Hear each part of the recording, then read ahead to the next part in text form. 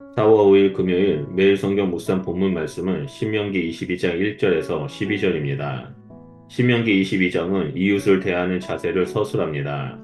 1절은 너는 쳐다보기만 해서는 안 된다로 시작합니다. 이것은 뒤이어 못 본 채 하지 말고와 유사한 의미입니다. 우리는 못 본 채 하지 말라는 동사가 1절에서 4절까지 3회에 사용되는 것을 볼 수 있습니다. 이는 본문이 못 본 채 해서는 안 된다는 형제의 윤리를 지적하고 있음을 알려줍니다. 본문은 이스라엘이 형제의 소나 양이 길 잃은 것을 못 본 채 하는 행위를 지적합니다. 형제는 혈족을 이야기할 뿐만 아니라 이스라엘 동족을 가리킵니다. 이어서 1절 마지막은 잃은 가축을 반드시 내 형제에게 돌리라라고 말합니다. 본문은 너와 형제가 어떤 관계인지, 즉 분쟁 가운데 있는지 혹은 좋은 관계를 유지하고 있는지 서술하지 않습니다. 다만 길 잃은 가축을 반드시 돌리라고 서술함으로써 그와 어떠한 관계에 있는지 가리지 않는 행동을 요구합니다. 더 나아가 본문은 그것이 일회적 행동이 아니라 무엇 할 때마다를 의미합니다. 2절에는 당장에 돌려줄 수 없는 상황을 가정합니다. 여기에는 두 가지 상황이 나오는데 내 형제가 내게서 멀거든가 내가 그를 알지 못하거든입니다. 그럴 경우 내 집으로 끌고 가서 내 형제가 그것을 찾기까지 너에게 두었다가 그에게 돌려주라고 명합니다. 3절은 나귀뿐만 아니라 의복 그리고 형제가 잃어버린 어떤 것이든 다 그리하라라고 명령합니다.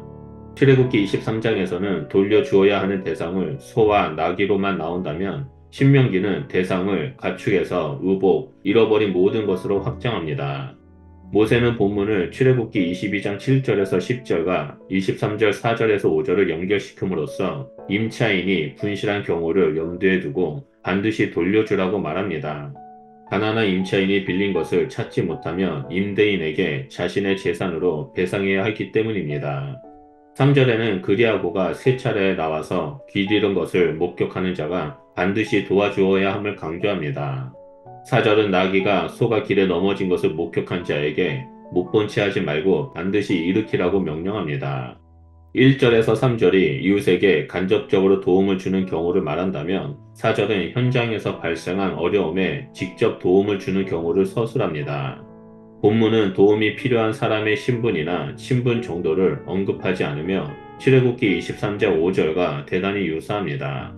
다만 신명기는 못 본 채 하지 말라 등을 추가하여 이웃이 위기를 당할 때 반드시 도와주어야 함을 강조합니다. 이것은 형제를 악한 눈으로 바라보는 것을 금지하는 신명기의 명령과 일맥상통합니다. 신명기는 형제 윤리 실천을 부각시킵니다. 5절과 12절 단락은 다양한 규정 모음집입니다. 의복은 히브리어 켈리의 번역이며 본래 기구, 그릇, 물건을 뜻합니다. 이것을 의복으로 번역하는 이유는 옷을 입다라는 평행 구절 때문입니다. 그리고 히브리어 켈리의 본래의 의미를 볼 때 이것은 옷에 부착하는 장신구 또는 무기 등으로 이해되기도 합니다. 5절에서는 남성이 여성의 의복을 입는 것을 금지합니다. 그러한 행위를 가증한 것으로 명시합니다. 여기서 우리는 본문이 남성과 여성이 서로 혼합되는 것을 금지하는 규정으로 볼 수 있는데 이것은 9절에서 11절과 유사합니다. 6절과 7절은 어미새와 새끼를 함께 취하지 말라고 명령합니다. 만약 새끼를 계속 낳을 수 있는 어미를 새끼와 함께 잡는다면 멸종할 위기에 처할 수 있습니다. 따라서 어미새와 새끼를 함께 취하지 말라는 규정은 생태계를 보호하는 의미를 담고 있습니다. 신명기 율법은 동물을 보호해야 할 의무가 인간에게 있음을 보여줍니다.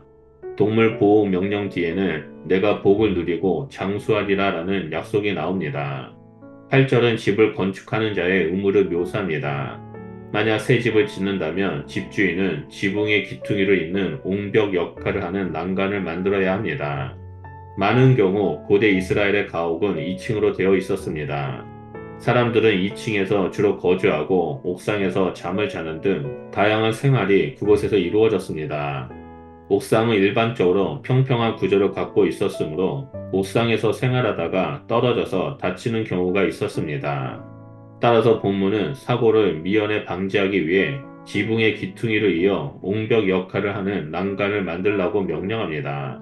집주인은 난간을 만들어서 다른 사람이 사고를 당하지 않도록 조치를 해야 합니다.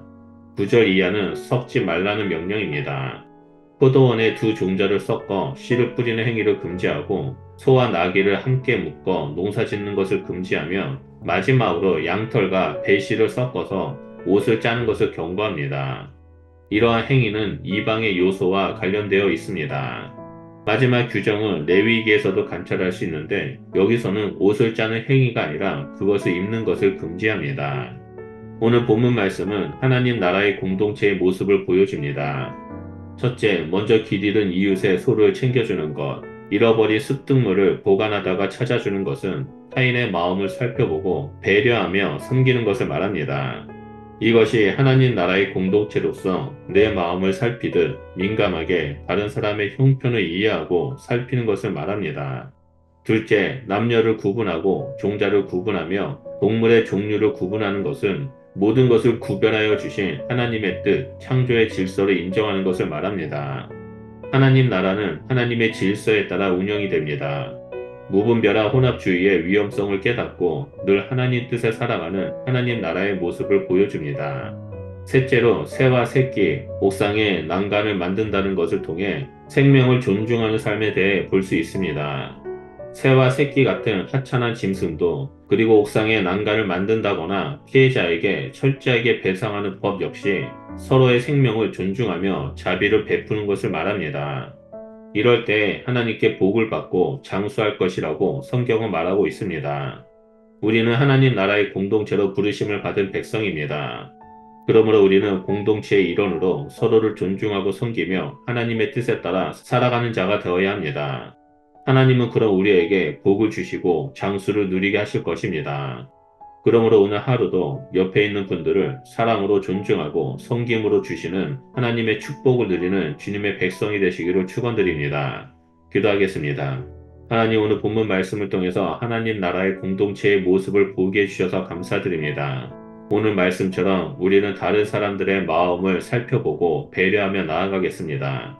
또한 하나님의 창조의 질서를 인정하고 하나님 뜻대로 믿음의 길을 걸어가겠습니다. 그리고 무엇보다도 생명을 존중하며 타인을 존귀하게 여기는 그리스도인의 삶을 살겠습니다. 하나님, 그러한 삶을 살아가는 우리를 통해 하나님 나라의 공동체의 모습이 온 세상 가운데 퍼져나가게 하시고 그 모습을 보고 많은 영혼들이 주님 앞에 돌아오는 일들이 일어날 수 있도록 역사하여 주시옵소서. 우리의 삶이 하나님의 나라와 하나님의 의로우심을 선포하고 확장시키는 자가 될 수 있도록 함께하여 주시옵소서. 그렇게 행하실 주님을 찬양하며 예수 그리스도 이름으로 기도드립니다. 아멘.